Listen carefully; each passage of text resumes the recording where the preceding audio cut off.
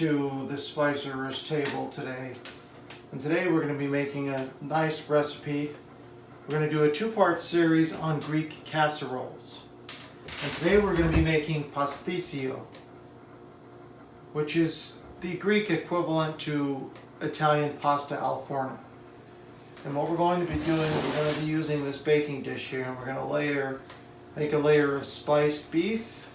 We're going to have a layer of pasta, and what we want to use for this, the pasta I have already cooked here. What you want here is short macaroni, short tubular macaroni. Do not use a short flat macaroni. You want to make sure it's a tubular macaroni, and this is rigatoni, and it does have the ridges on the outside, which is great for the sauce itself.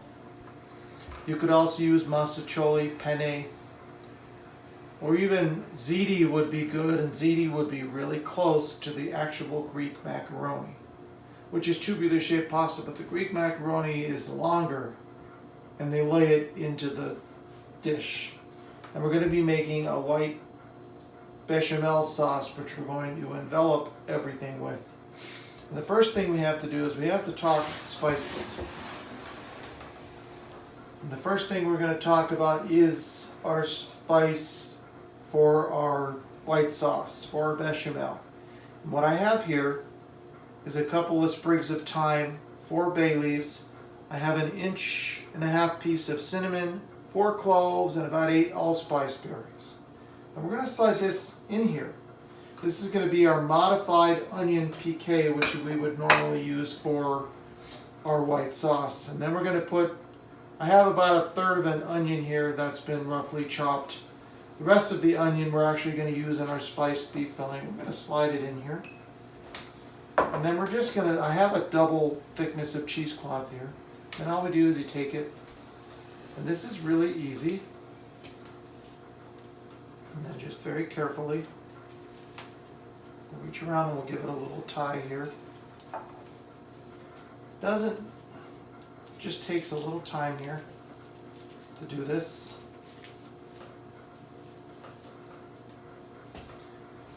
You know what, we're going to make this easy. I'm going to go grab some kitchen twine, butcher twine here, and we'll do it that way.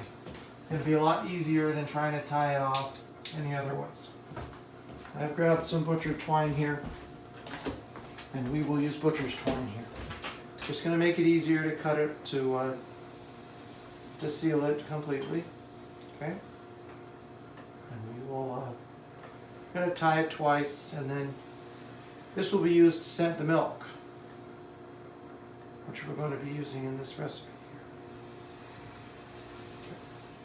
Okay. Going to tie it once more around just to be completely sealed.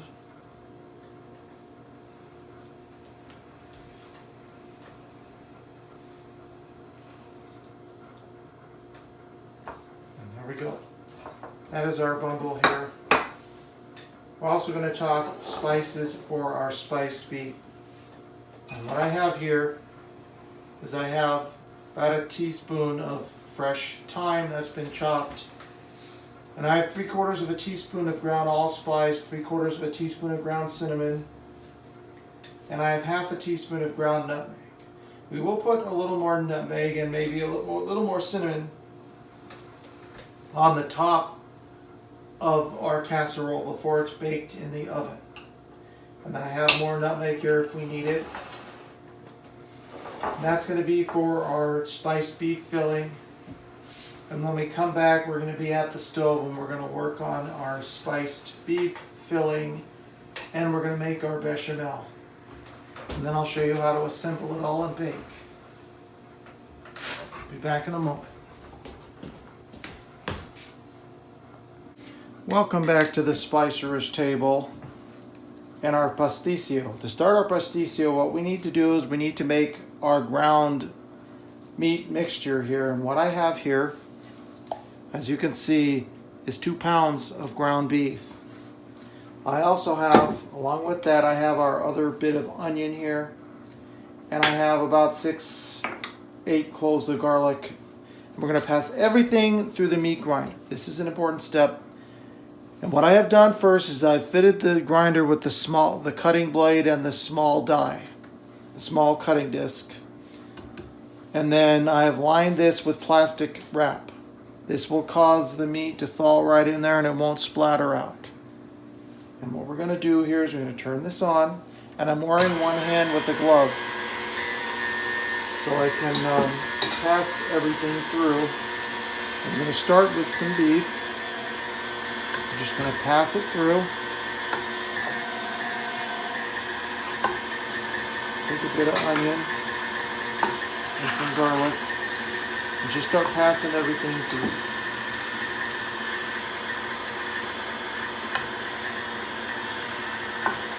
It's important to use the plunger when doing this as a safety precaution, because you don't want to stick your finger in here.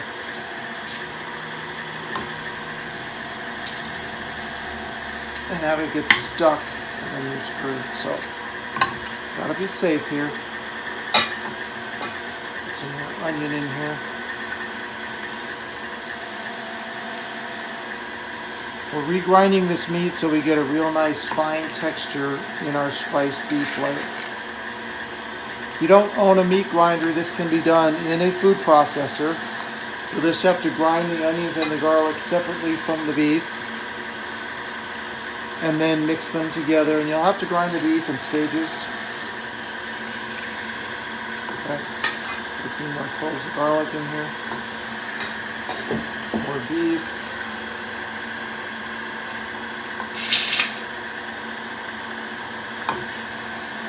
And we're grinding the onion and the garlic as well, so we get everything a nice fine texture. So we don't have to crunch on a little piece of onion.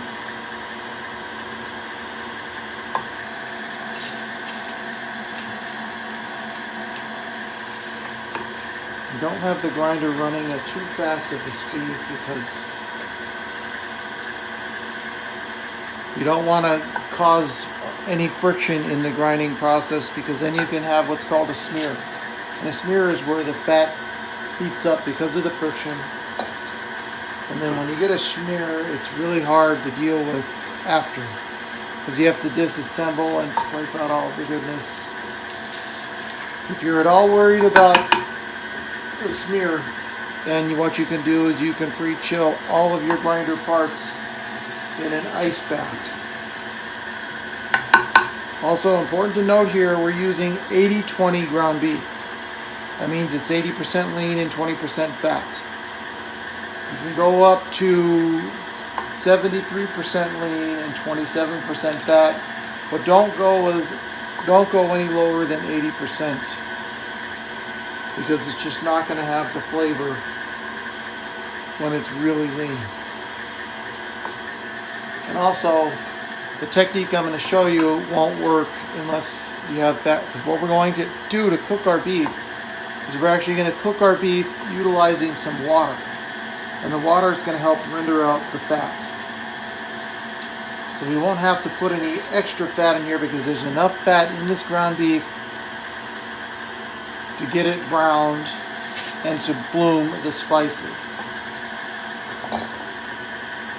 Put some more onions in here. Just keep going, keep processing.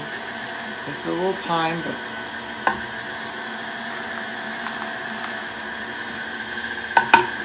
well worth the effort. We'll throw the rest of the garlic in here.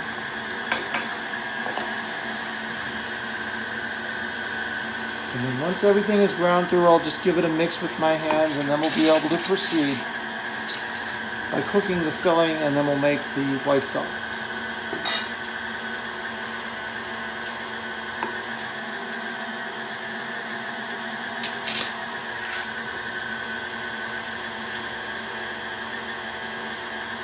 At the end of the grinding process, I will speed up the grinder to get the last little bit passed through. But right now, we want to keep it at a moderate speed. I have it on 3, which I think is a fine speed for this. Get this a little pressed down here. Put some more onions in.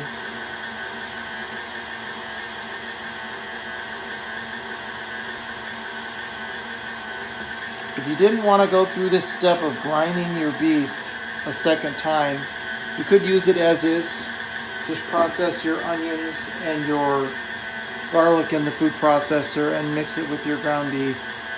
and go from there. But I like a nice fine texture. That is why we're grinding the meat. And grinding it with the onions will release the onions juices. And it'll all cook together. I have put in my saute pan about a cup and a half of water.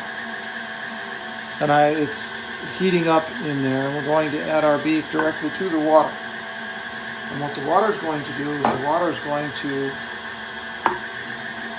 help render out the beef's own natural fat. And by the time all the water is gone, all the fat will be rendered out and the beef will be cooked. And then at that point, the beef can be brown. We'll put the rest of our onions in here.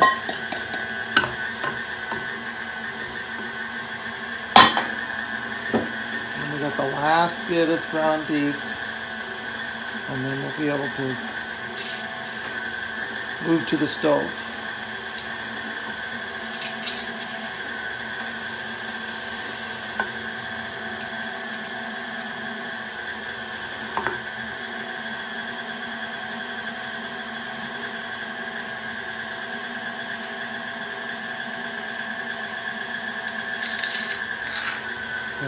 Alright.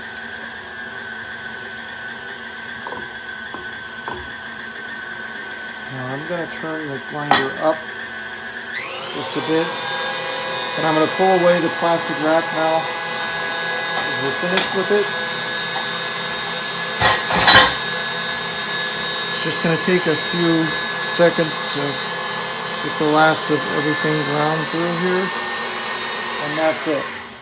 Now we can shut it off and just give your beef a good mix with the onions so it's combined. Okay.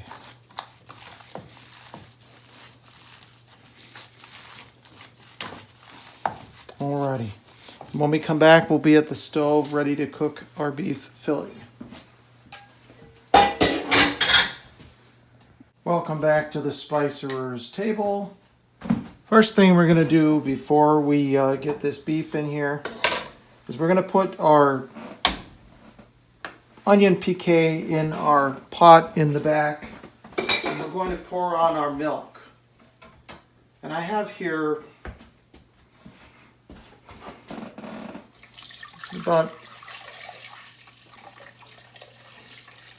that's 8 cups right there, 2 quarts. And then I'm going to add a little more in there. I'm going to add another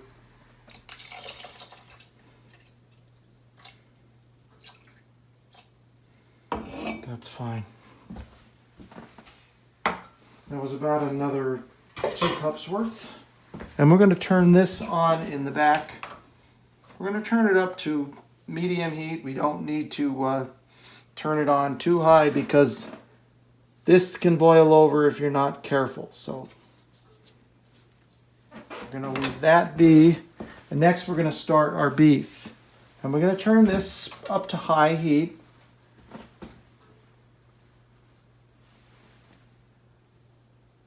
And when we come back,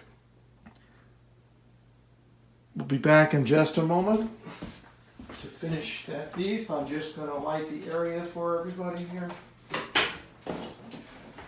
so we can see it, so we can see what we're doing, and I can show you this cool technique for the beef.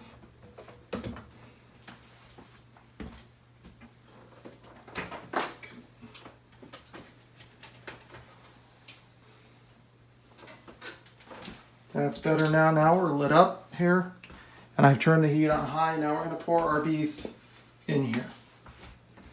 We're going to let it go in carefully. Being that we're not starting with any fat in here, it's going to make this process a lot easier and cleaner to work and easier to deal with because we're not dealing with any spattering of fat. Now, we need to press this all down. Okay. Now we need to just let this cook. We're not going to put any spices, freshly ground black pepper or salt in here until our beef is cooked and all the water is gone. And we're going to be able to, depending on your fat content of your beef, we're going to be able to adjust the consistency here. As you can see, it's starting to bubble here, and that's what you want. I'm going to adjust the heat down just a little bit to about 7. And let it go. And next we're going to make our roux for our beautiful white sauce here. And I have here 6 ounces of butter, soft. I'll just put it in the pot. It's already partially melted on the plate, but that's good. We're going to let it melt over high heat because we're going to make our roux, so our roux will be ready to go. And when our roux is ready to go, we'll just turn it off and we'll leave it be. Important here to get the butter fully melted. And then we're also, what I have here is 7 ounces of flour. A little extra flour in there so we can get a nice thick dense sauce. Okay. Now we're going to start to stir this. The actual amount of water in here doesn't matter. If you have a little more, that's fine. Just don't have too little. You need enough in here to render everything out. Okay. And this method is the healthiest way to cook the ground beef because we're not adding any extra fat. If for some reason you had to use very lean ground beef because that's the only one you can eat or you can find, then you may have to add a couple tablespoons of vegetable oil. I don't like to do that. I like to do it this way. So our butter has now melted, so we're going to stir in our flour. And I have used here Wondra flour. It's just easier to work with. But you could just use normal all-purpose flour. Doesn't even have to be sifted. It really doesn't matter.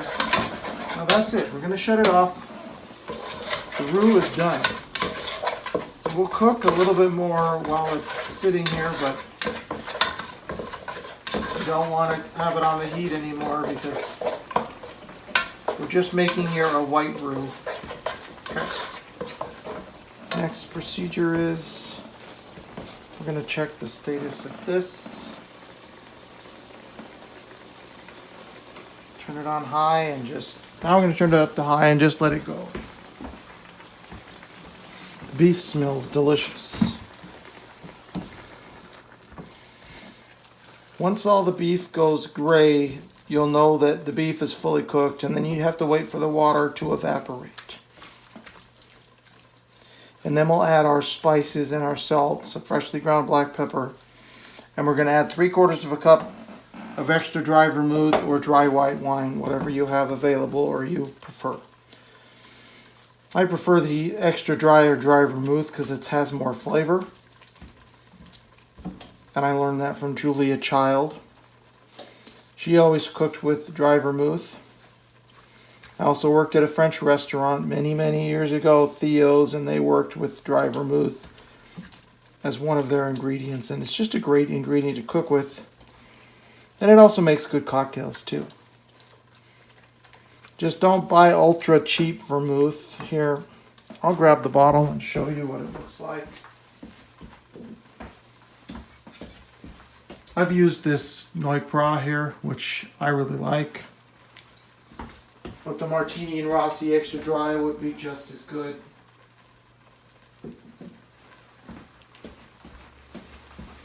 As you can see, the meat is almost fully gray, which guarantees that it's pretty much cooked. And then we just need to leave it over high heat until we start hearing the sizzle, which means the water is evaporating. That's very important not to stop at this point.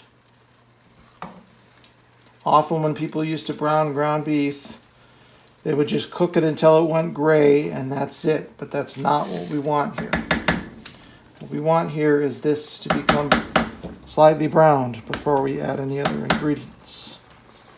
We also, once it's browned, we can also adjust the fat content of we can adjust the fat by spooning off any excess fat if there's too much in here. And we'll be able to check that out once that is done. So I'm going to let this continue to cook and we'll come back when this beef is browned. Welcome back to the Spicerer's table. As you can see, the beef here the water is starting to evaporate. And also our milk is hot. So we're going to turn this down to medium. And we need to set a timer for 20 minutes. That's an important step here so this milk will get infused with the flavor. Also, I have turned the oven on to 350 degrees to preheat. And it's hot and ready to go. The other thing we saw, I showed you the macaroni. My macaroni has been pre-cooked.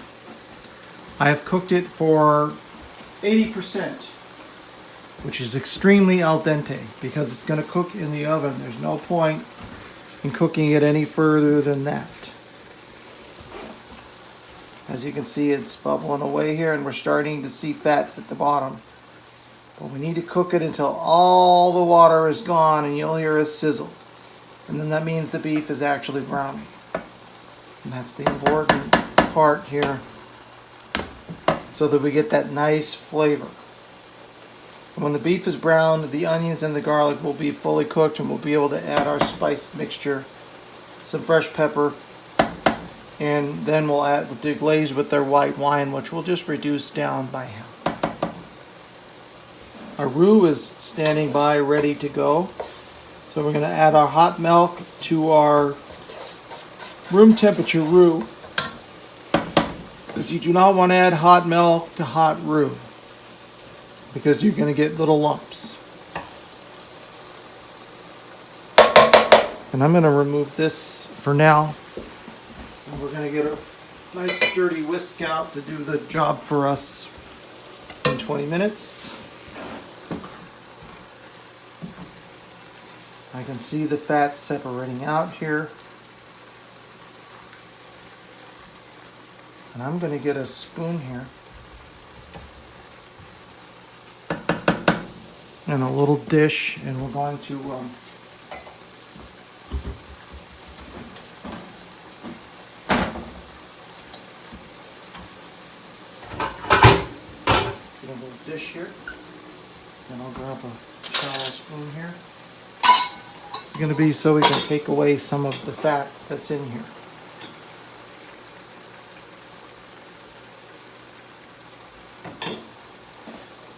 And we'll wait until it's fully rendered out, which will be soon. It will be fully rendered out and we'll be able to take out some of it, because we don't need all the fat in here. We're not going to save it for anything. Not really much you could do with it.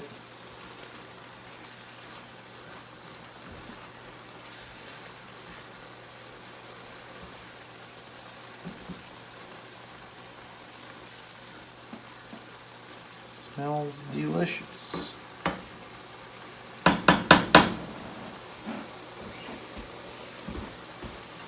We're not removing all the fat, we're just going to remove some because there's too much fat in here. So we're going to start to take a little bit of this away here.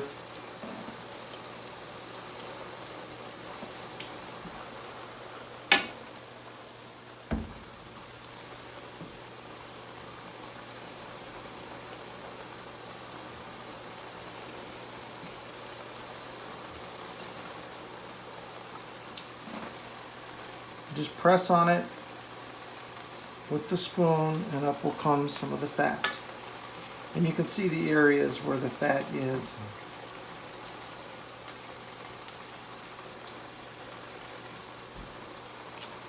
And just keep carefully. If you wanted to, you could use a ladle for this. That would be fine too. I just find that this spoon works pretty good. You don't have to drain this. There's no point in actually draining out the fat. So we're going to pull, okay, Just going to look at it now. And that's just enough. I'm going to leave the rest of the fat in here. And then we're going to get rid of this.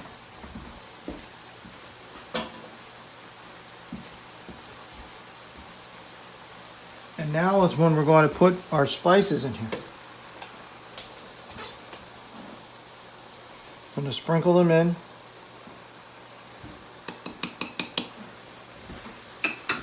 And we're going to cook the spices until you can smell their fragrance. This is important to bloom the spices in the hot fat. Their flavor is going to come out in the fat here. The spices are fat soluble. Some flavors are acid soluble and some flavors are alcohol soluble. Herbs like tarragon and chervil, those flavors are soluble in acid. The flavor of tomatoes is soluble in alcohol, like when you make vodka sauce, the Tuscan vodka sauce. The vodka's in there because it enhances the tomato flavor. Now we can season with salt. That's probably good at this point, and I'll grab some black pepper. We will put some white pepper into the sauce. I'm going to use some black pepper fresh. Make sure you grind it fresh. Don't use pre-ground black pepper. It's just not worth the investment because it doesn't taste good.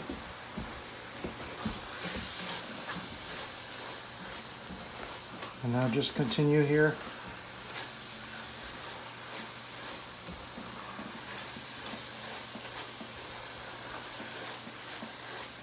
Okay.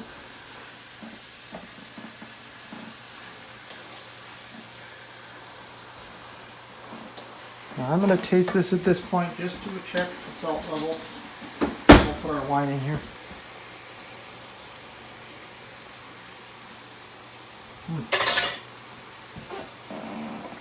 That's good.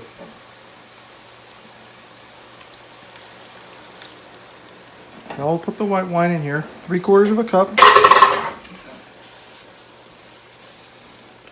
And we're going to let the white wine cook almost completely dry.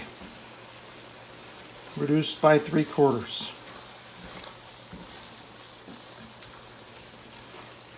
And then I'm going to pull this off the stove and leave it to the side where we can do the assembly process.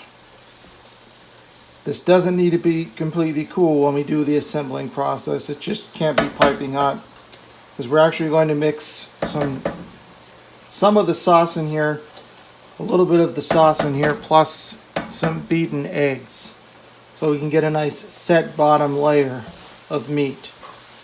Okay, that looks good. I'm going to shut it off now. I'm going to set out a trivet and just place it on the trivet. I'll be right back in the shop for you. Okay.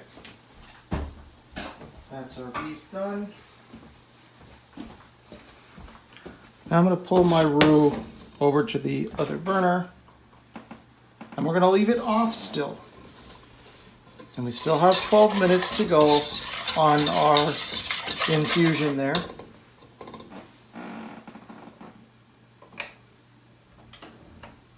And I'm just going to slide this to the front burner, and I'll turn off the back burner.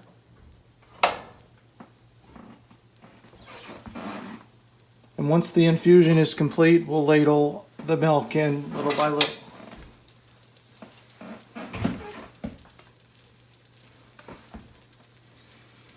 And then when the sauce is fully cooked, we're actually going to add some cream to the sauce to enrich it further.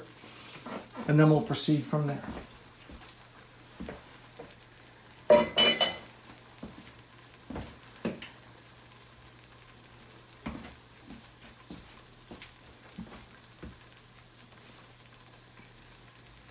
And when we come back in 11 minutes, we'll be able to start the real cooking of the sauce. Welcome back to the Spicerer's table. Our milk is pretty much fully infused at this point, so we're going to slide our pot over. I'm not going to use any heat. I'm going to turn off the milk now and turn off our timer. And I'm going to grab the ladle here. And we're going to slide this right next to the pot. We're just going to ladle a little bit in it at a time into our semi-room temperature roux. And then we're going to whisk it smooth. And it will thicken. We're just going to go slow here. And we'll put in more. Just do this slowly. Don't put it all in at once. A lot easier. Grab a paper towel here to wipe the stove down here because we don't want to have anything burnt onto the stove.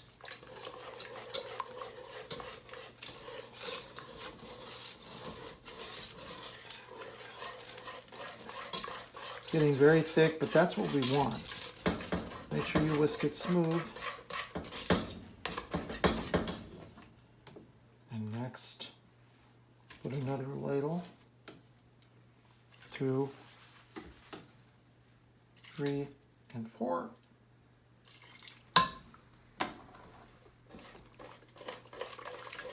Make sure you use a good sturdy whisk with heavier tines because it's just going to make getting through this easier and you won't bend your whisk. Don't use a flimsy whisk. I got this one with heavy tines on it, which works out well. The right tool for the job, and just be careful. You will have a tendency to splatter.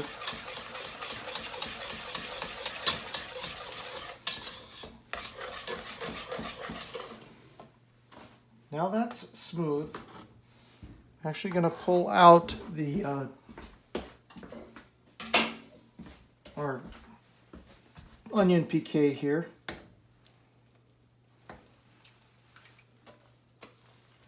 And I'll press out any remaining juice out of there. Excellent, that's done. And now I'm just going to pour the rest of this in here. Because now we've beaten to a smooth consistency. We'll pour the rest of the milk in here.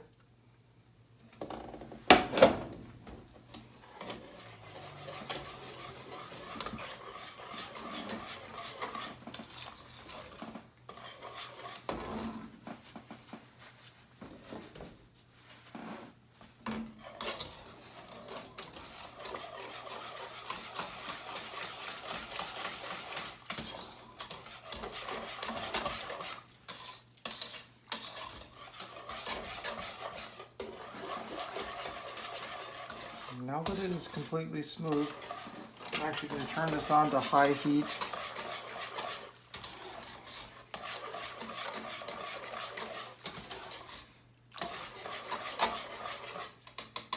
I'm going to pull out the whisk now, and I'm going to grab my stirring paddle here, and I'm going to put a little salt in here right now. We'll adjust it at the end. Just put a little bit to begin with.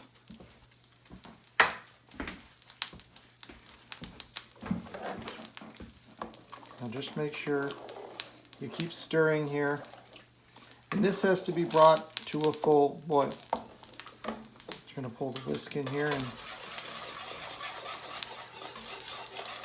make sure everything is fully dissolved at this point. And then once this hits a boil, we're going to drop it to a simmer. We're going to let this simmer for 20 minutes. Now we'll cook out the floury taste. And then we're going to be able to add the cream. And after we add the cream, we'll just bring it back to a boil, and then we'll be finished, and we'll be able to adjust the seasoning. And we'll put in some white pepper and some fresh nutmeg, and then we'll give it a taste. But it's important to keep stirring at this point, because we don't want the bottom to become scorched. This tool is rounded, so it really gets in the corners. You could use a a heat-resistant silicone spatula would be fine, or even a wooden spoon would be fine. But this is my favorite cooking tool, so we'll use it. Just continue to stir. And using the hot milk, it should be pretty quick to hitting a boil here. Just want to make sure that everything is dissolved.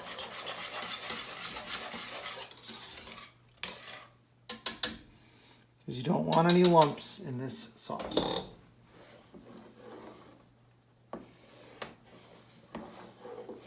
I have a little extra milk there that I can add if I need to adjust it in any way.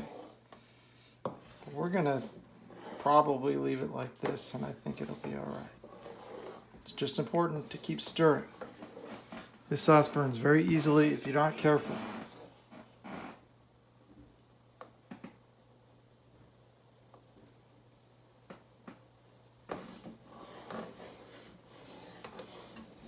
That's why you gotta be constantly scraping the bottom here.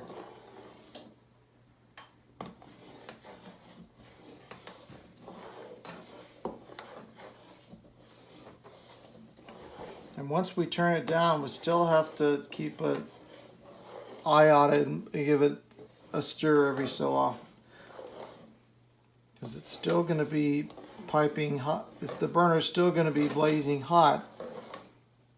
Even when the heat goes down, it'll stay hot for a little while before it reaches its simmer heat. So just keep stirring. And I'm starting to see bubbles, which is a good thing. It's hit a boil now, all the way down to about 2.5, 3. Because we don't want this to boil over. Boil over will be a mess. But you gotta make sure it hits a boil, and you gotta make sure it stirs. If you're truly worried and you think it's gonna boil over, slide it off the heat, and the bubbles will go down. Now that it's down, we're just going to continue to stir. And now is when we'll set our timer for 20 minutes. It needs to simmer for that full 20 minutes. That is a very important step in this process so that the floury taste is fully cooked out. If you wanted to speed the process, you could cook your roux longer, but when you cook the roux longer to cook out the floury taste, you're going to get more flavor from the roux, and we don't want any flavor from the roux. We just want it for its thickening power. That's why we're going to do it this way. And this is the traditional sauce bechamel. The only additional ingredient we added was the cinnamon and the allspice and the thyme. The cloves, the onion, and the bay leaves are the traditional flavor. We added the additional flavorings here to echo the flavors that we're going to be using in our spiced beef, that we used in the spiced beef part of the film.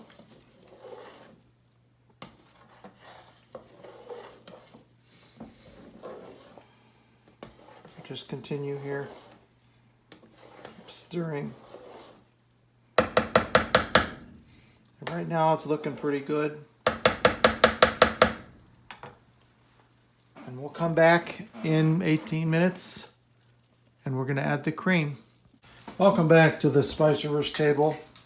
And we're done with our 20-minute simmer, so I'm actually going to take our pint of cream and we're going to pour our cream in here. We'll just give it a little scrape to make sure we get everything out of there. Now that the cream is out, I'm going to stir it. And I did taste this sauce while it was simmering, and it's going to need some more salt, of course.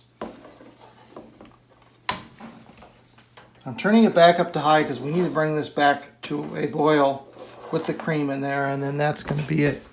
But I'm going to take the salt. We're going to put some more in here. You don't want to have too much salt and then have it, but you can always over salt.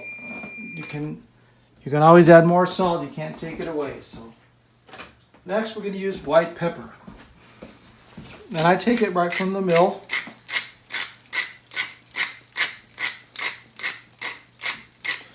But if you had to, you could use ground white.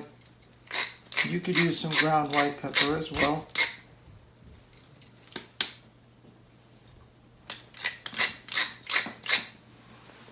Matter of fact, I don't have a lot in this mill anymore, so I'm going to add a little more in here. That's probably plenty.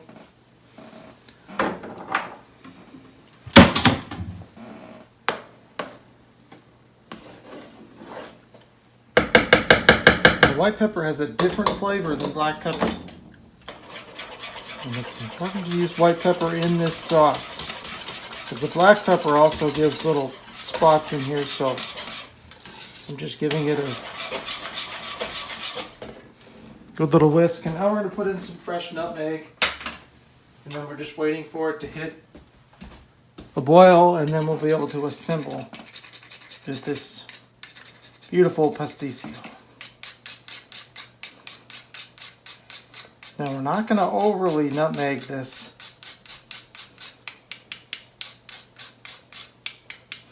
because we do have nutmeg in our spice mixtures.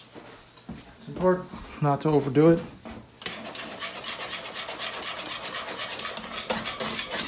And now we do want to taste this before we take it up. It's important here.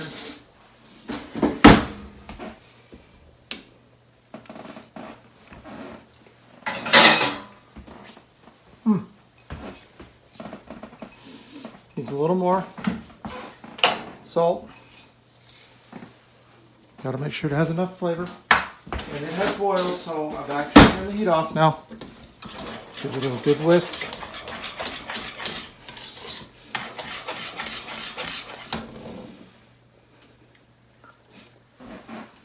There we go.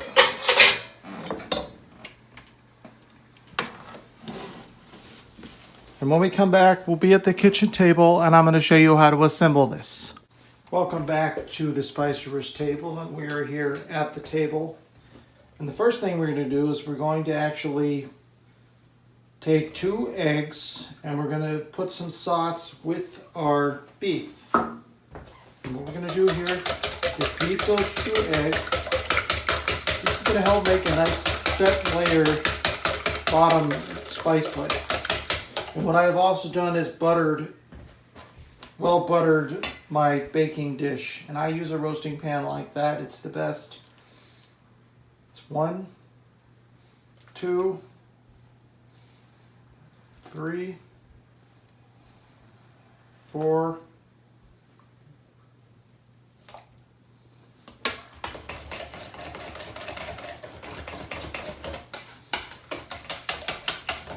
To get it well blended here, because that sauce is hot and you want to make sure that you don't scramble the eggs.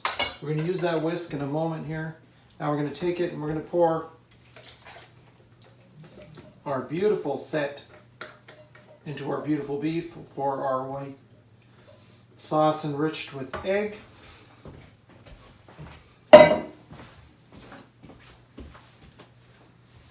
I'm actually going to pull the pan in front here. We're going to use this one next. That's important. To get this well combined, and having the egg with the beef, I'm going to make it so the beef gets a nice set layer on the bottom. Get it well blended here. And then we're going to pour this into the bottom.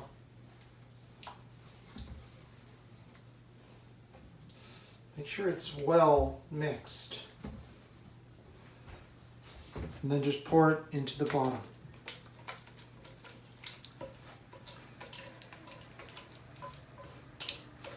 Get it all scraped out there.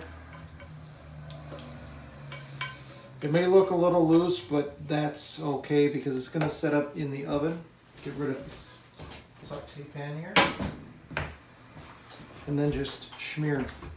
Smear it all around so you get even layer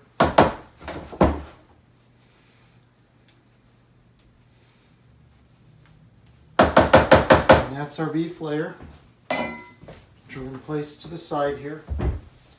Now we're going to bring forth our macaroni here.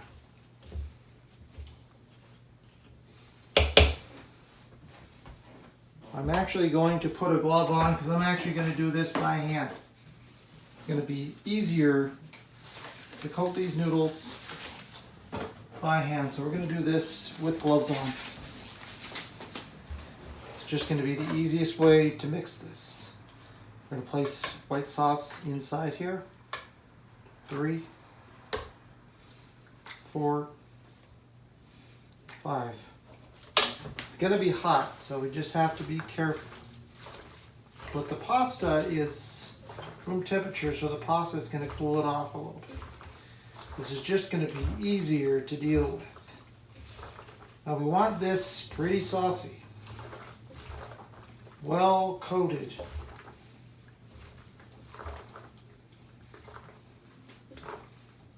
And now that it's well coated in sauce, we're going to remove the gloves because we're done with that portion here. Now we're going to slide our casserole back in the foreground here and just add your macaroni. Scrape it all on, and then we will even it out. It's important here that this be very even layer of macaroni. We still got our little free, we still have an inch on the top, which is where the last bit of sauce is going to go. Okay. Now that it's pretty well evened out, now we need to put in more sauce. We're not going to put all of it because we're going to make a top layer with some egg yolk and make a nice set top layer here. But this needs to be pretty saucy. That's just important here.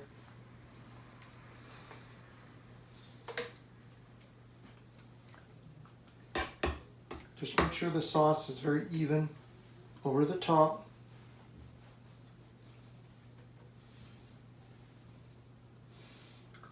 This is still going to be warm, but this could be frozen. This could be refrigerated. At this point, could be refrigerated and could be used and could be cooked later. I'm going to put just a little bit more over here. There needs to be enough sauce. Now, scrape our egg yolks in here. 4 egg yolks. This is going to be for the top, because we do want a little layer of sauce on the top. And this is going to help set the top layer. Get them blended. Now we'll put in a little bit of sauce and whisk it in, because it's important here not to scramble your eggs. Now we're going to put more. We're actually going to put all the rest of this sauce in here. Let's grab my spatula here. Just going to make things easier. We're going to put all of this, rest of this sauce in here. And this will be the top layer. You just need to make sure you add a little bit of sauce at the beginning so that you don't scramble your egg yolks. Get it all scraped out here. Excellent.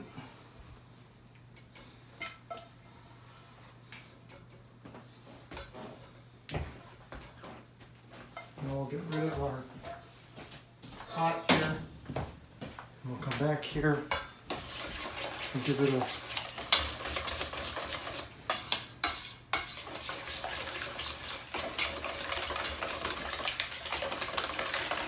make sure it's well blended.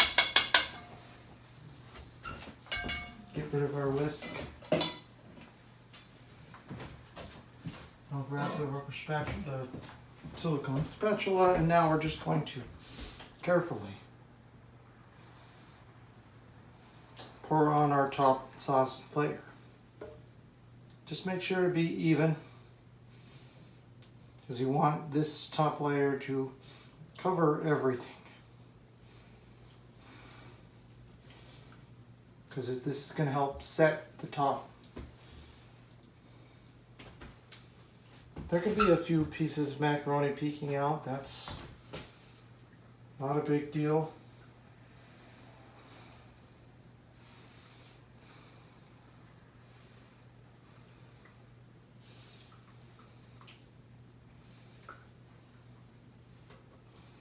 Put the rest of it on here. This is going to bake for 45 minutes to an hour in the oven. We'll check it at 45 minutes. And then we're going to let it bake for 15 minutes with the cover off, which will allow browning to occur. We can get rid of our bowl here.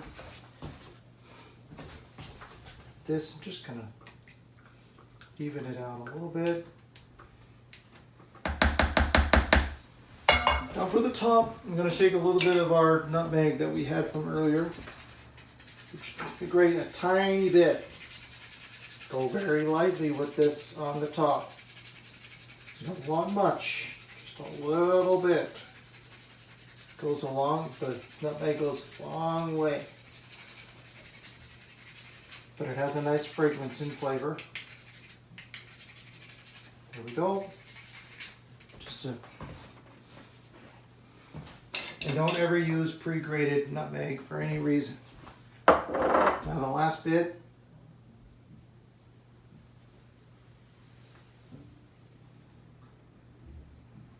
is a little cinnamon. I don't have a cinnamon sprinkler inside the jar of cinnamon, so it's important here just to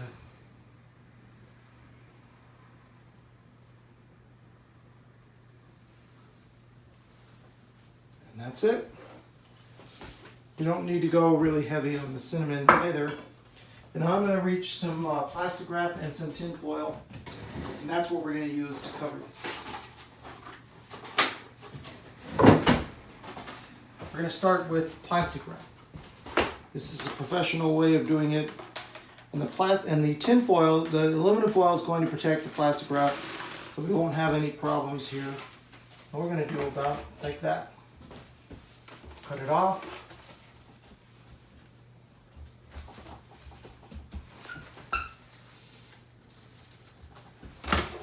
Next, we'll take our foil, and we're going to do two pieces of tin foil, about the same length here. And we'll just place it on top. I'm using two so I can guarantee that it's completely covered. And now this is going to slide into our preheated 350-degree oven. We're going to set a timer for 45 minutes. And we'll check it at that point. If it needs to cook a little longer, it can. It can go for a full hour. And then we're going to let it brown uncovered for 15 minutes. And I'm now going to put it in the oven. When we come back, I will show you what it looks like when it comes out of the oven. And then how to brown it. Okay. We'll see you soon.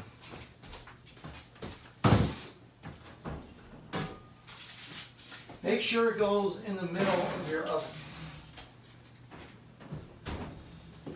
And that's it, and we'll see you in 45 minutes.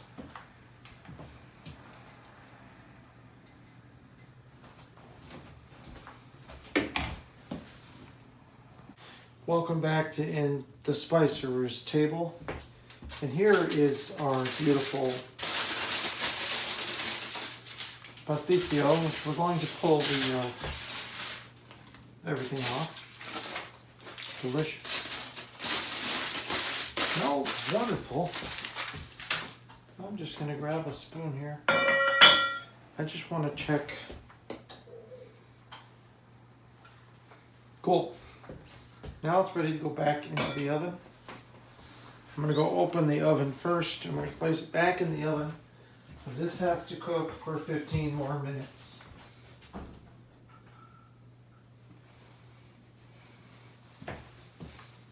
Uncovered. Going to cook for 15 more minutes, and then it's going to have to rest when it comes out of the oven.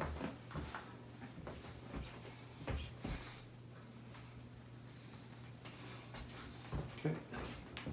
It is heavy, so just be careful. Slide it back into the oven. And in 15 minutes, we'll be back and pull it out of the oven. Welcome back to the Spicerer's table, and we're going to pull out our pasticcio out of the oven. Stop my timer here. It's going to be hot, so you just got to be careful when it comes out of the oven.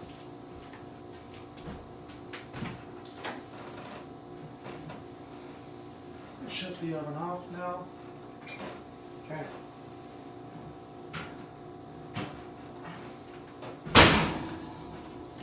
Now, very important at this stage, we're going to let this sit here for 10 minutes. It's really piping hot at this point, and it needs to sit for at least 10 minutes, maybe even 15, so that it sets up. And then we're going to show you how to serve it. So we'll be back in 10 minutes.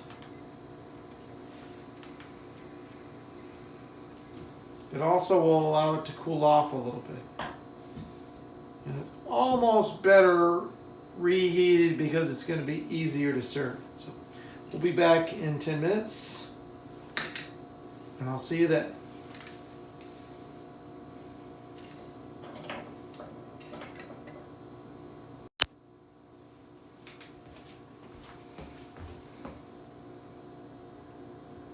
Welcome back to the Spicerer's table. You're looking at our completed pasticcio. And when I filmed the original footage, I cut into the pasticcio right that night after it came out of the oven, which is the wrong thing to do. That's why I'm showing it to you now. And what you need to do to serve your pasticcio, you need to let your pasticcios completely cool,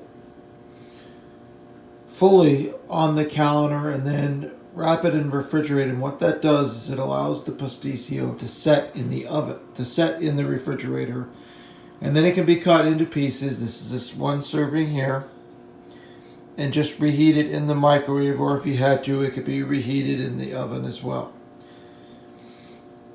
If you decide to eat it the night it's baked, it's going to fall apart. That's why it's best to reheat it, to eat it a day after. And we're going to be doing that same technique when we make our moussaka. I'm also going to show you how to do it that way, and I won't present it until the next day. So that's all for the Spicerer's table. I hope you enjoy this recipe. And stay tuned for our second part of our Greek food escapade, and we're going to be doing moussaka next. Thank you. Peace out and keep it real.